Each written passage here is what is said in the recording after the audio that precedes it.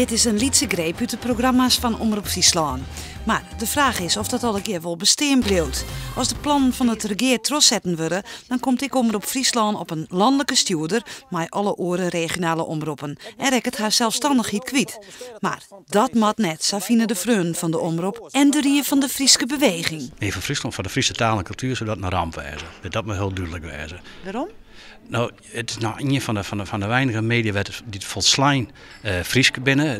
Oorzaak de Leeuwarden wat Fries Dagblad. En alle oren media, dus alle jaar van het grootste pad Nederlands. En dus waard een actie op touw zet. 12.004 Friezen stiepje de petitie. Deputaire Janne Wietske de Vries krijgt van de Moon de handtekens Utrecht. En hier zitten alle 12.008. Ja, want dat controleren mensen wij nou, vanzelf. dat denk je vanuit. Ja. Die willen hier met de deputaire en stiepen in de regen om in Den Haag te zorgen dat de bijzondere positie van Omroep Friesland handhaven en respecteren worden. Wij willen een zelfstandige, onafhankelijke omroep hebben. Maar goed geld, we hebben met een hele brede en volslaande programmering te staan komen kind.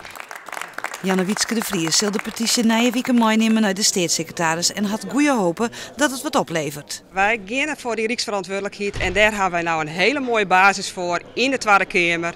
Met die inwoners van Friesland, met steden die er breed even staan. Nou, daar gaan wij vanuit. Ja, je gaat mij goede moed richting Den Haag. Ja, wist.